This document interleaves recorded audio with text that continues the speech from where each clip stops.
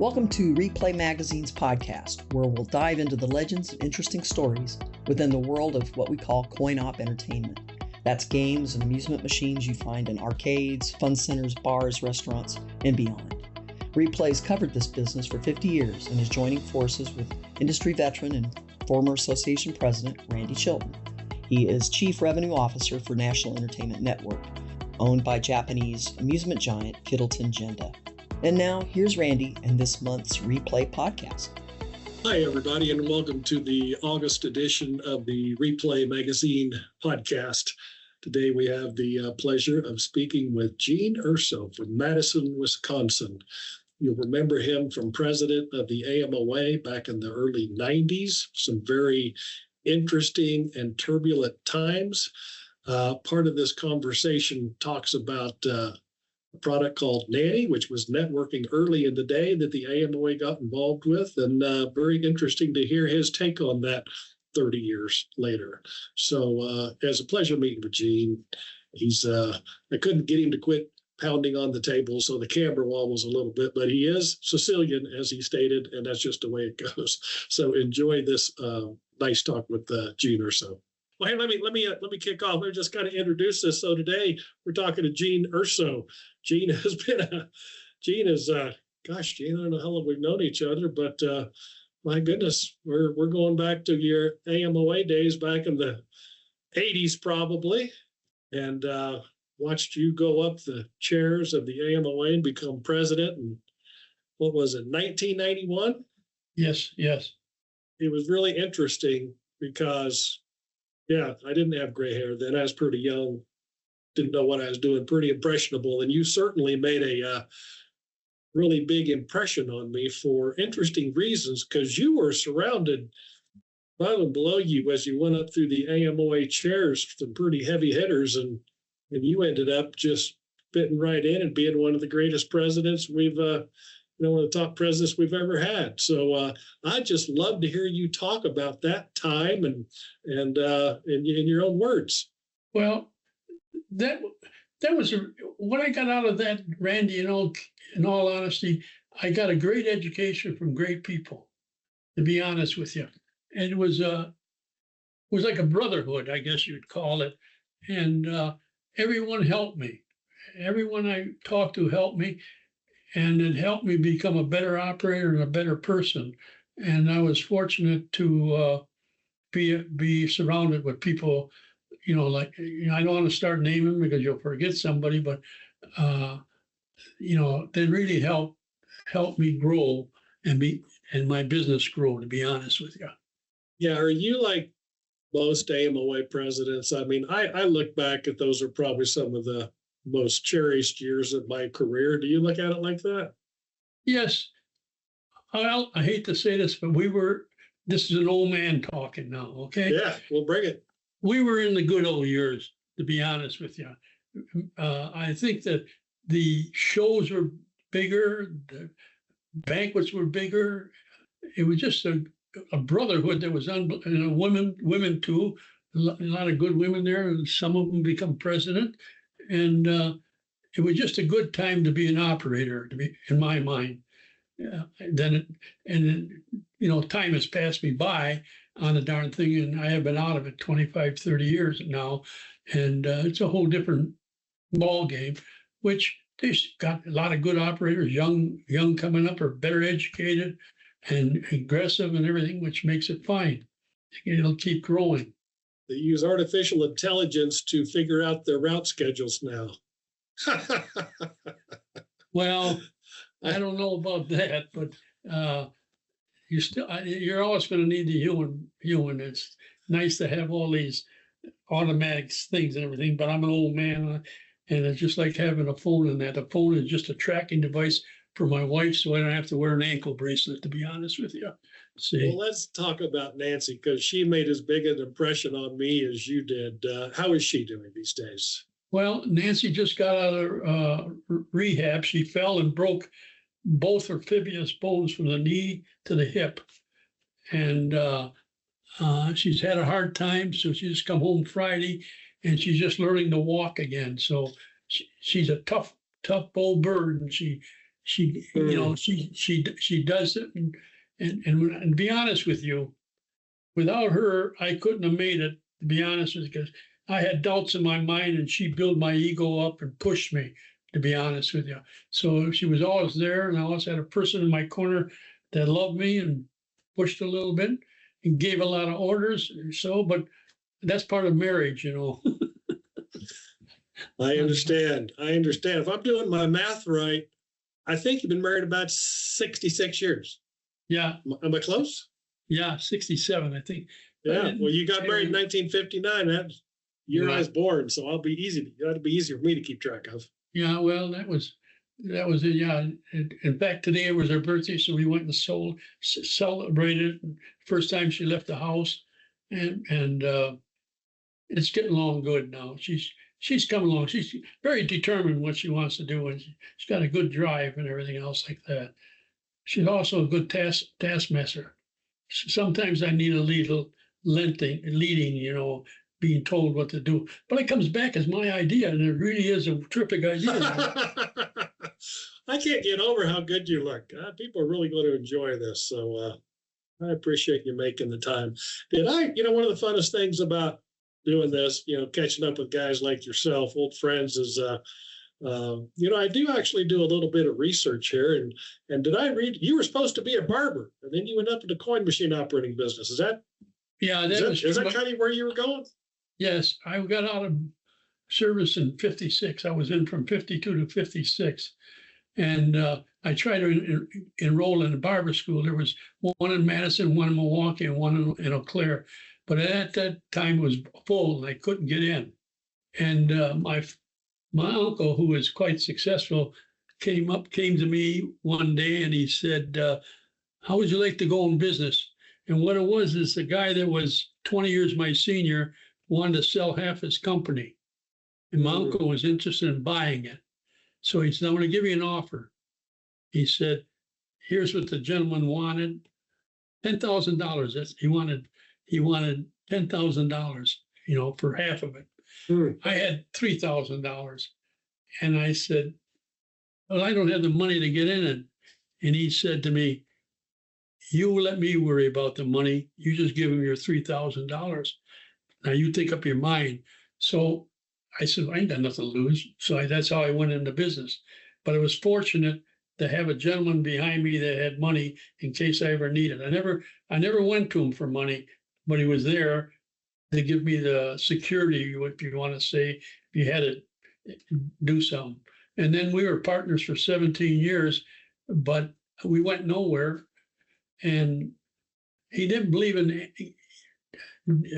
mixing with any other operators or getting into AMOA or state association or anything like that, because they're going to steal your ideas. But the problem is we're going nowhere. What are they going to steal? See?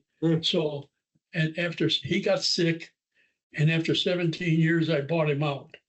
And then I got involved with the state association and that's when I started to get my education and meeting people that were good and wanted to help me. And they helped me all along. I had problems, I could call somebody. The good thing is I couldn't call no operator in Madison, but you're in, I don't even say Green Bay. We weren't competing. You got a better education that way. What they said was truthful and everything else like that. So I got helped all along the thing. And then I got in the state association and I got another education about the business and, what to do. And all the time I was learning as I went along here. And again, I was in with like Jim Stansfield Sr., Wally Bohr. There was a couple more guys. They were like fathers to me, and they basically helped me all the time. I would call them sometime, and they would tell me if we had this problem, we would do this or we'd do that. Now you had to make a choice, but the choices were your choice or their choice, and their choices were more or less all in the same line, a different approach to do it, but on the same line of doing it. So that helped me a lot. And I also got an education because they were way bigger operators than I was. to buy this type of equipment or that type of equipment or something that they were making money on. So, so it helped. At all time it helped. And then Wally Bohr and myself and another guy started a apprenticeship school. We were the only apprenticeship school in I think in the United States for jukebox operators, repairmen. It was started in Green Bay with a guy by the name of Doherty. And Doherty was, here's a good example of a gentleman himself. He took his foreman and let him become the teacher and be away from his job. See, like that. So my men would go to Green Bay for a week and then it was like 1 week on, 1 week off, 1 week on. And they become better mechanics and they helped the company a lot. But it also did something else. It also showed them that I cared about them people. And they started, we had good bonds between the people that were going there. They were all 18, 19-year-old kids, and so the school went on and on. Now I don't think there is any more school, but between them guys and myself, we got that school going, and it was good to send your mechanics there. And then when electronics come in, it helps a lot because you know yourself, none of the games are electronics. It was a whole different field and everything else. So you had to change your attitude and your type of serviceman you look for. Now, he could be a good mechanic, but he better be pretty sharp in electronics and everything. So that's, like I said, all along the line I was learning, and I was getting more out of it than I was putting into it. I was cheating them a little bit on the darn thing. And I was fortunate. So they took me and put me in on to be an officer or be there on their. Then I got on their board, and then I went up there and I was president, and all the time and then they ran me for the national organization, and I was scared shitless going in there because, I'm a little old farmer from Wisconsin, and I only got 100 machines, and you got 1,000 machines. See, a little intimidated, to be honest with you. But then good old Nancy put the box to me, and she straightened me out a little bit, and I got a little more self-secure and everything else. And I went up the ladders. I was fortunate to go up the ladders, and each step I took, I knew a lot of you guys and everything, but you got to know them better. And they were, I actually didn't meet anyone I didn't dislike, on the darn thing. And I got help all the way up to the top, see? And it was a good experience and something I'll remember the rest of my life. I was fortunate to get the education and the help that I got going all the way up. Yeah, I think it's a universal truth for all of us that you put a little bit in, and you get tenfold back.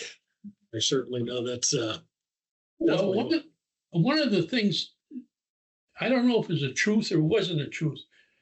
The average operator, and I was one of the average operators, looks at the AMOA, especially the AMOA, as all for all the big boys.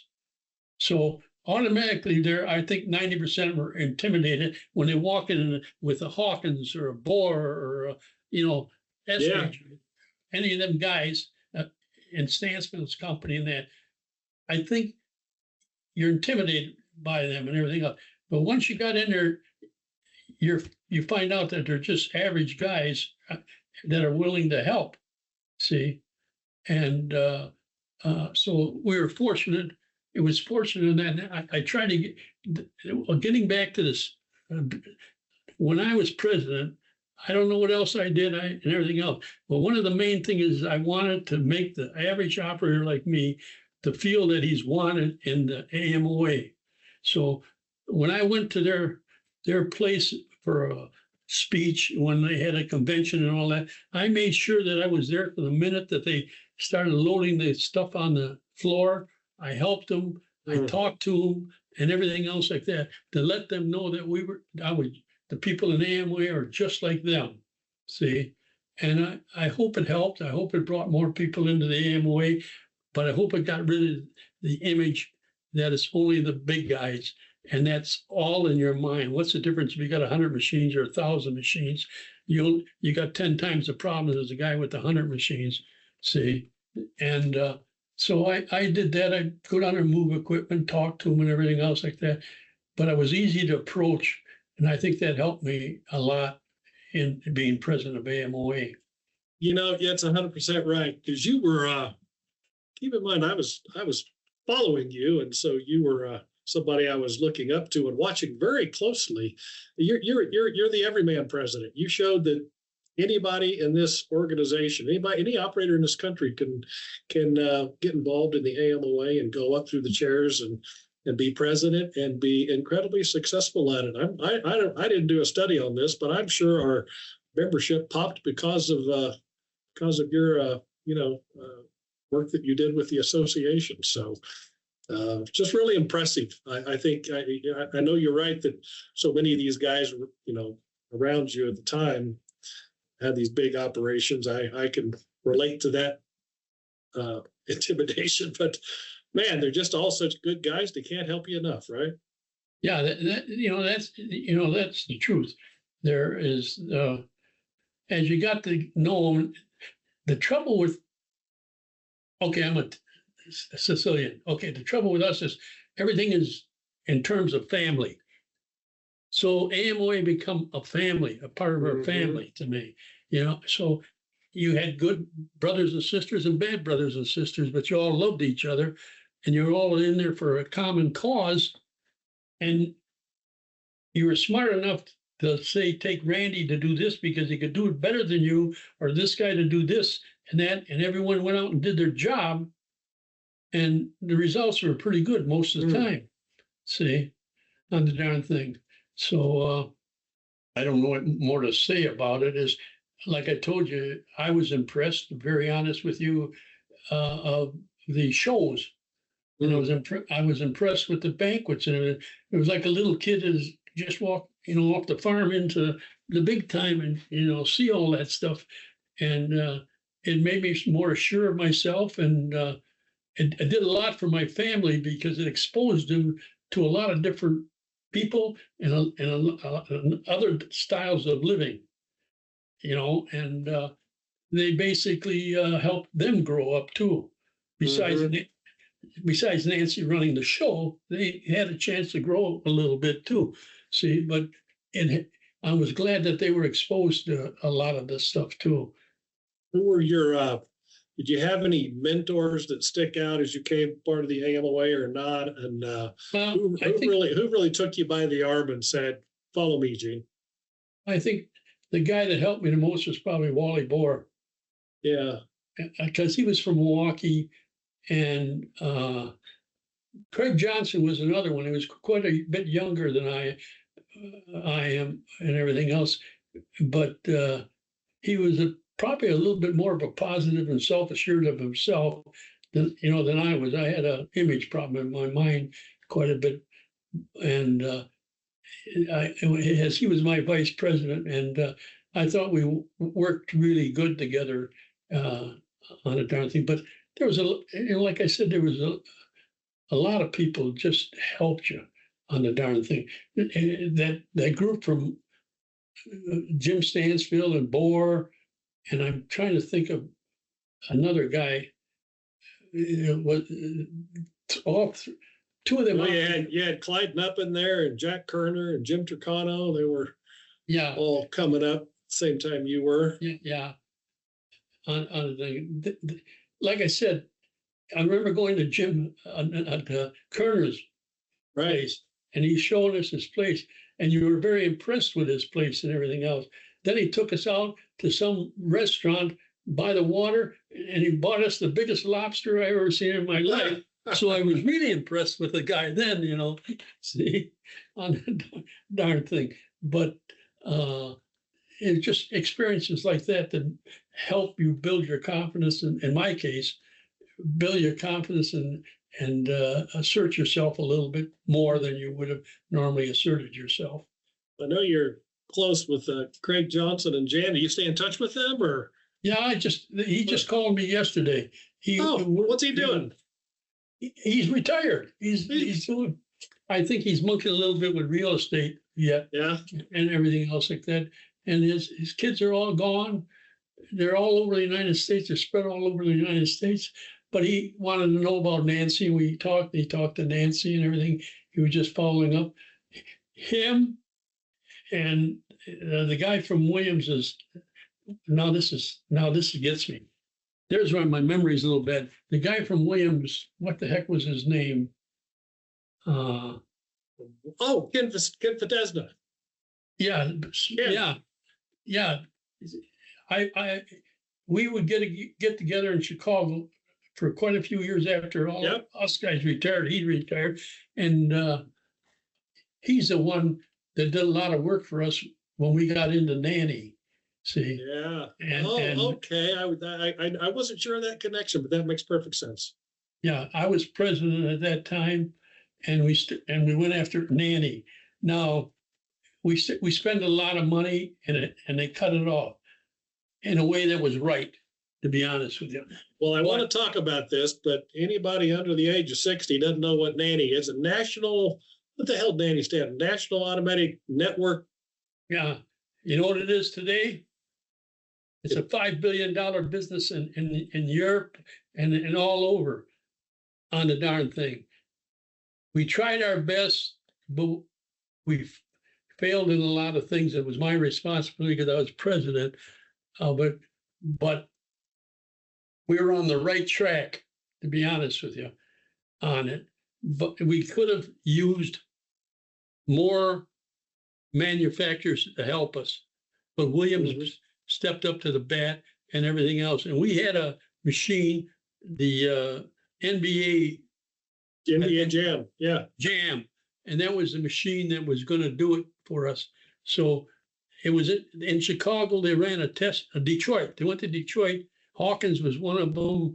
And my son and Wally Bohr were there. And they made a successful lab thing, but they never got it onto the street. I don't know why. That never happened on it.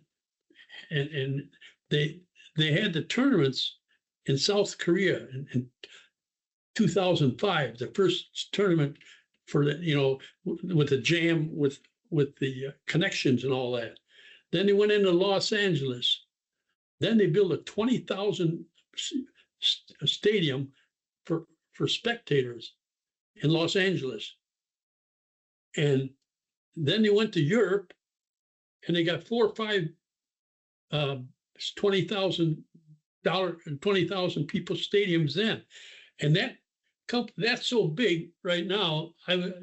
My son helped me research this, that they're 3 times bigger than NASCAR, the same size as the National Hockey League, and half the size of the NBA. That's how big them people are now on the darn thing. So all you can do is dream, as I do. That too bad that we didn't put it over the line. We laid the platform, but there was something we just didn't do right, or whatever it was.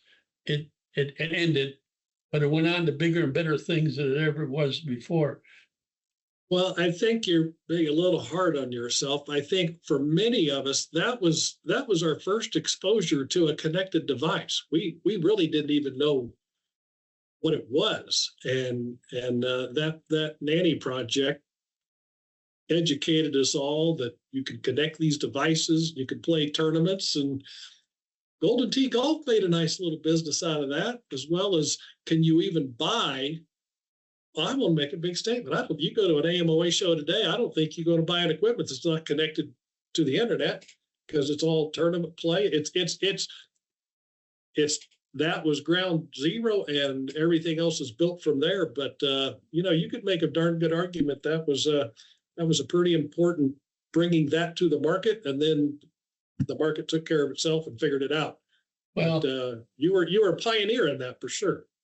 Well, you look back at it and think about the mistakes that you made or should have done, or what it could have done. Or the thing is that we should have learned to crawl before we walked, and should have learned to walk before we ran. And diversified, the group that it was, is some were a step ahead of us, some we had to catch up and everything. If we would have we had the basic machine there and we had the chance to put it on, but I don't know why when it was successful, it never came out with the manufacturers.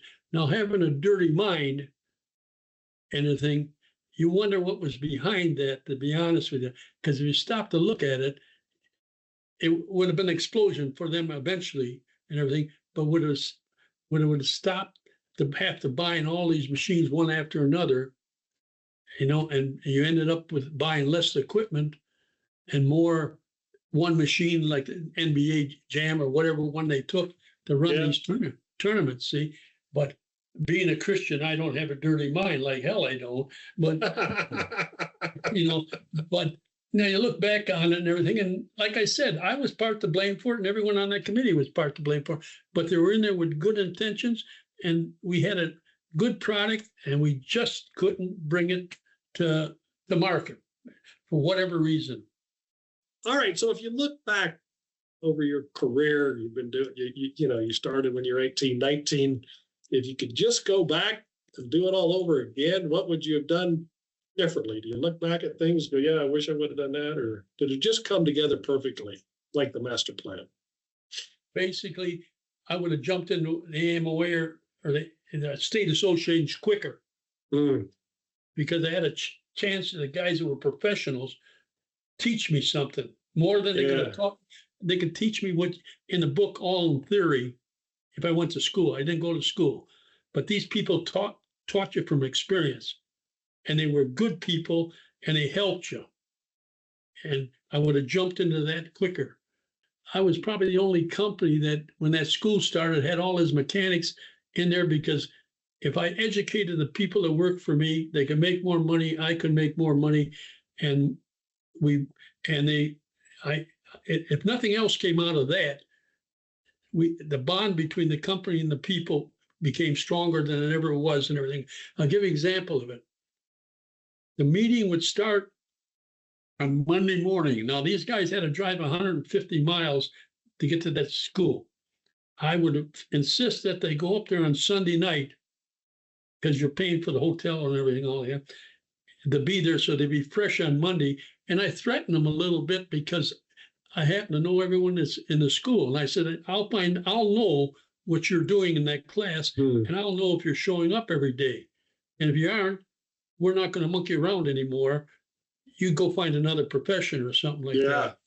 And they, if nothing else, sending them up the night before was the biggest bonus to them, because if they drove the 150 miles, they're not going to listen to you in class after a couple hours and the darn thing. So that was a good step in there. But the education is a secret to it, and how you take it and use it for your cause and your set of circumstances. That's what I would have done.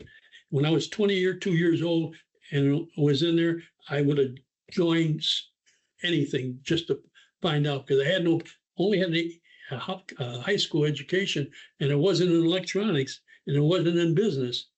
So the education was there when I met these people that were part of it. So I was fortunate. It's a great message for any young person in the industry. What you just said is just get involved in your association as quick as possible, earlier the better.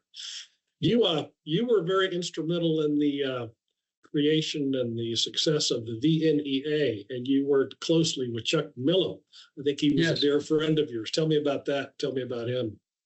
Chuck was like a father to all of us, be honest with you, on a darn thing. And then I was fortunate too that I was the guy. Chuck found a gentleman by the name of Elliot, and this guy could charm a snake. And I was the first president, and he became our executive director. And he was in the bowling business.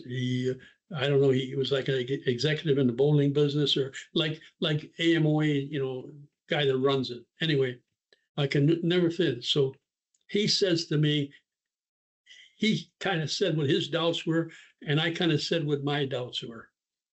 I wasn't sure of this, and he wasn't sure of going here. And I said, tell you what, I says, you take care of running the organization, and I'll take care of all the bullshit that comes in. See, and if anyone gives you any, you just tell me, I'll take care of it. He could handle it all by himself. I misjudged him. He's better than way better than I thought he was. So again, it became like a family, and Chuck was the head of the family. And basically, if Chuck asked you something, even if you didn't want to do it, you did it for him, because he was so committed to make it. He was head of Valley, and when no one was selling pool tables, but he was also wanted the operator to be a lot more successful, because it helped him. I'm just helped him, but he was just the kind of person that looked out for you and everything. Looked out for everybody in the organization, and Valley grew through his visions and everything. We were in Milwaukee, and then we were in Rochester, and then they took it to Lake Las Vegas, and it got unbelievable bigger in Las Vegas than anything else. And we went to a couple different menus in Las Vegas, but when I was there, we were mostly at the Valley organization, and they had 100, 150 tables on there. Now I think it's bigger than that now. I haven't seen. I was fortunate. Elliot retired out of Valley, and he's in Florida, and I met him halfway from where I was, and we got together, him, my wife, and me, and it was good to see him again. It's like a brother. He was like a brother, and I think. But Chuck Milhelm was the guy that had the connections, and he thought of the operator first. I got to say that for him. I mean, his obligation was to his company. He took care of that, but he thought of the operator. We'll put him second, then to his company. But it was always for the good of the operator. And he soft-spoken, but for some reason, when he talked to you, you walked out, even if you had a different idea, and you thought you were all wrong, and he was all right. See, but it grew through him and through directions, especially out of Dick Hawkins and them guys that were in Minnesota that were so far ahead of everybody of league play than most operators. Stansfield and Dick Hawkins and them guys, they're so much farther ahead in league play. It was just something like new to me and new to some of the operators in Madison and everything else. But there's a good example. Stansfield took my man and let him travel with Nelson, who was his coordinator, for a week or so, just to make him a better coordinator for the leagues. So the Valley was like the AMOA, but what was better about the Valley was smaller. So you knew more people, you knew more intimate than you knew the people in AMOA. You had your close circle of friends, but there was a lot more people there, on the darn thing. See, so it ended up another good thing that happened to me. That was fortunate that these people took a liking to me and helped me, on the darn thing. Because I don't know where in the hell I would have been without their help, to be honest with you. Yeah, I understand that completely. I was going to think about something that I just spaced. Anyway, well, there's another way that you impacted me and others, because I come from a family-owned business and I worked with my father, and you brought Tony into the business and you guys worked close together. I don't know if your daughter's Nikki, right? Was she ever in the business? I don't remember. No. Well, if you listen to her, she was slave labor, had to clean the machines and all that stuff. And she was scarred for life. I've never seen a woman that got scarred so much in my life as in my daughter. She just does that to stick it to her father, because she knows how to handle her father and get around him all the time. See? Yeah, I got a button pushing daughter myself, so I understand. I understand that. But let's get back to the question here. What was the question? Working with my father was incredibly rewarding, and I would never trade it for anything. It was hard. We had tough times, and I remember thinking that was just a me thing. And you were quite open that you were. I don't know. I overheard you, and you were talking about your having family in the business and some of the challenges and how you got to do things a little differently. And you were very open about that. And I looked at you and I said, well, damn, it's not, this is hard. Maybe this is harder than it looks. Maybe it's not me. Tell me a little bit about your secret to making a family business work, because in the end, it obviously did. I got 2 regrets in there. Okay. Mm-hmm.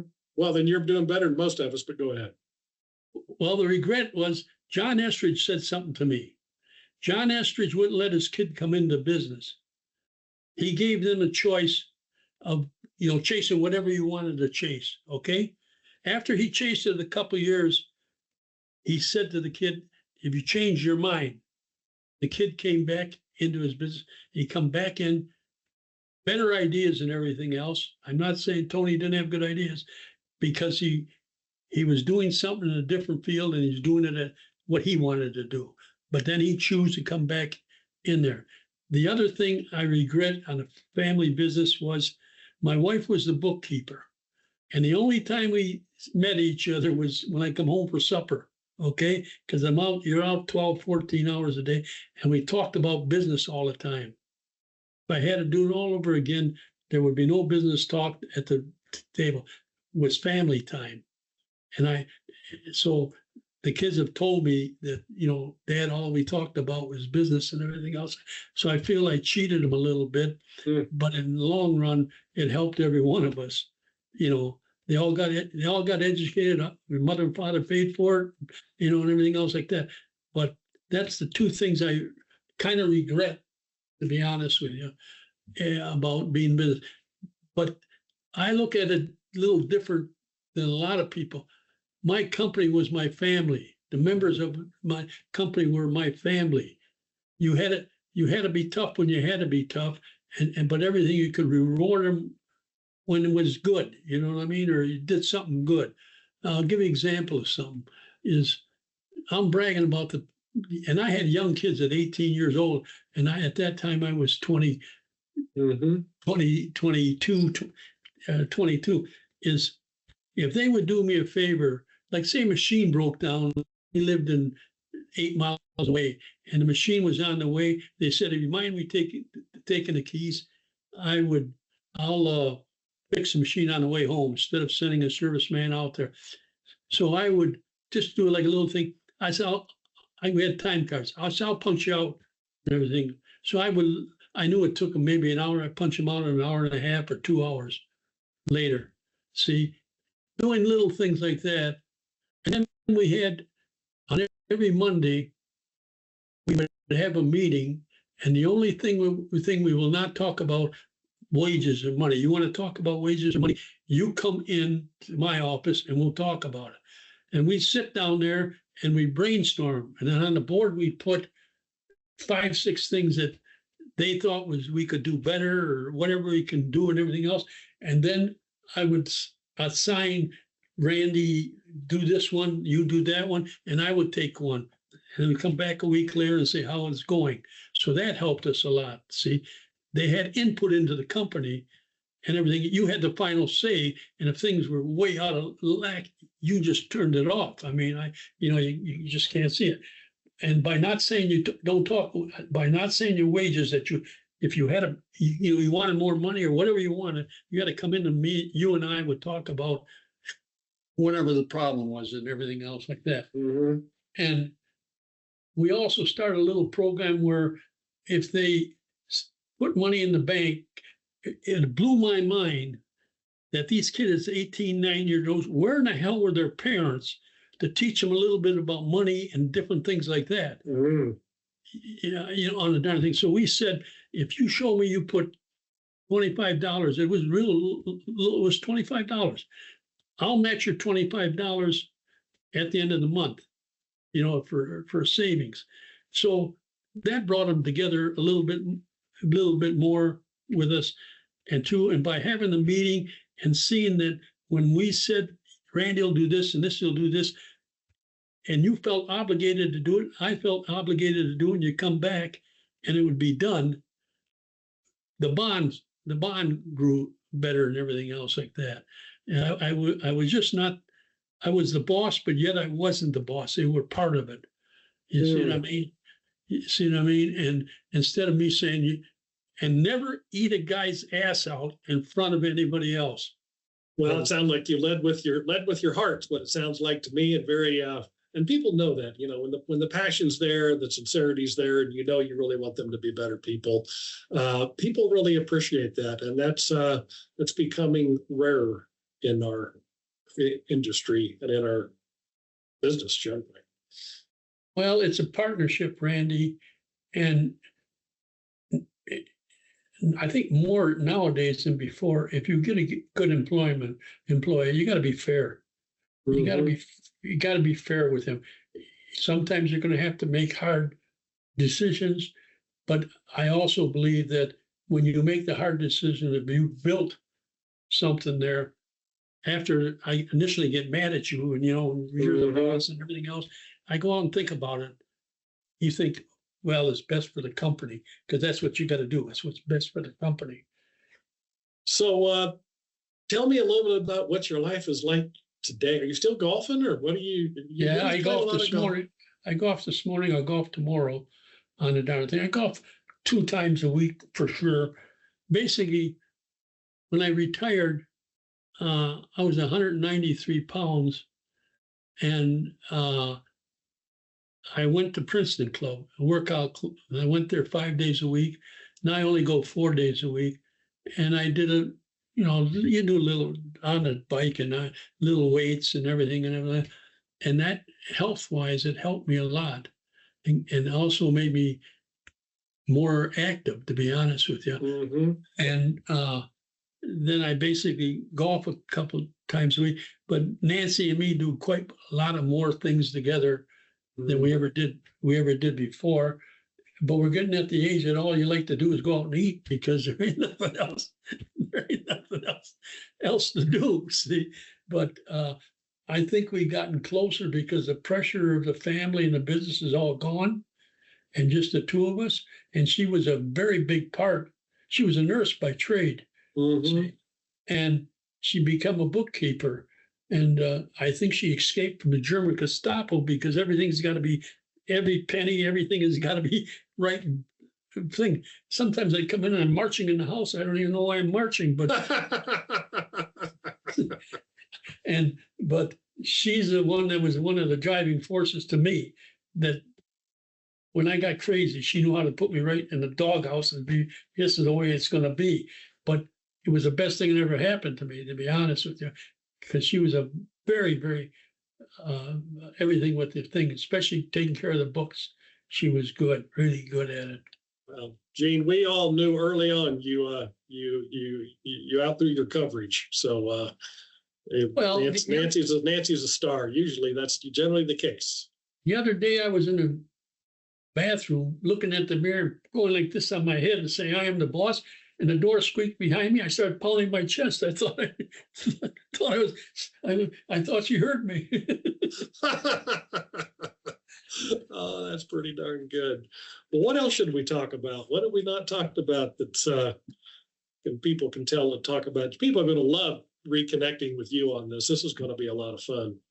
Well, I don't know if there's much more to talk about and everything, but I feel like I have cheated the AMOA in the state of Wisconsin, because I got a lot more out of it than I put into it. And I was fortunate, and it made me a better person than I started out to be honest with you.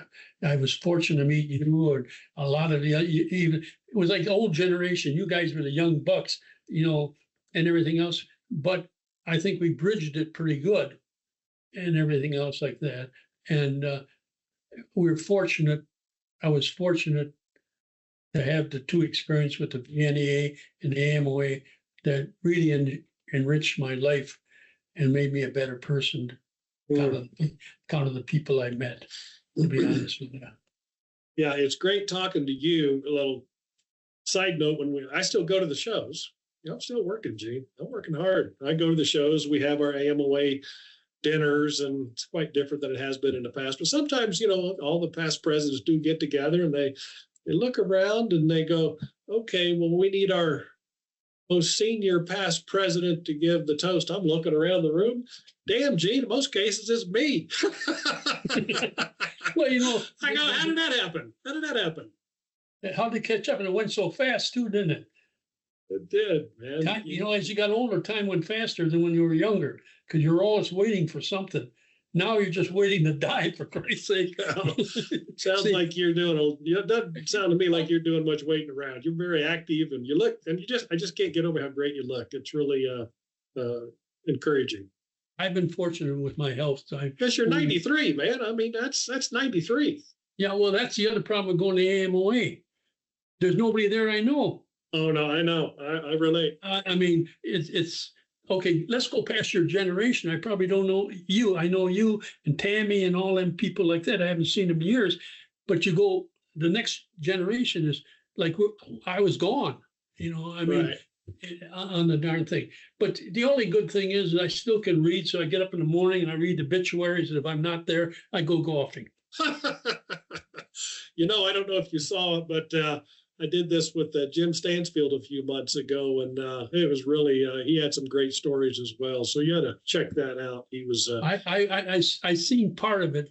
I'm very ignorant when it comes to this computer stuff and everything else. My daughter set it up for me, and I seen it. And that was a good interview with Jim Stansfield. It was a lot of fun. He's a great guy, and he's like you. I said, "What?" He says, "Well, I play golf at Tuesday at 11:30. I play golf at 11:15 on Thursdays, and I mean he." Well, we got nothing left to do. We got nothing left to do. Like I said, at our age, all our old friends have disappeared on the darn thing. See, we've lost some good ones for sure. But I still got the bunch that I grew up with meet at a shoe shop, and that slowly the guy that ran the shoe shop closed it down now, kind of his health reasons. But I'll tell you something, Randy. If you walked in there, you better be strong in heart. Because after them guys get done with you, because if you make one little slip, they stick it to you really bad. But the only good thing about it is when you get in your car and you drive out a block or so, you said, after listening to them guys, I know that I'm normal. Oh, that's good stuff. Hey, I'll wrap it, but I do want to tell you one thing. You know, here at the RePlay Magazine podcast, we get a little fan mail. I think we've had like 4 so far. One of them, and I'm not going to tell you the author, was you need to interview Gene Urso. He's a ball of energy, full of stories, has a lot of history, and it would be a great thing to record, and you didn't disappoint. It's just a joy catching up with you and hearing your stories. Great talking about you and Nancy. Takes me back a little bit as well, because those were some very good times, and that everybody collectively shared together. So thank you for that, Gene. Well, thank you for calling me. And to see the songstress, tell her I still love her. I'll tell. Well, she'll be the first one. She'll be looking at this in about an hour. So. Okay. She was awful kind to me. I'll be honest with you. So thank her. I appreciate it. And thank you again, Randy, because it made my ego go up and it made my day, to be honest with you. Well, mine too. Love catching up with you. And you go tell Nancy hi and Tony hi, and can't believe you got a grandson that's, thank goodness we have him, or we never would have figured this out. Yeah, he's 65 years old. Where did the time go? I know. It's a little crazy. But anyway, you take care. You tell your family hi, and thank you for doing this, Gene. Again, thank you, Randy. Thank you very much for taking the time. Bye-bye. Bye-bye. Game over.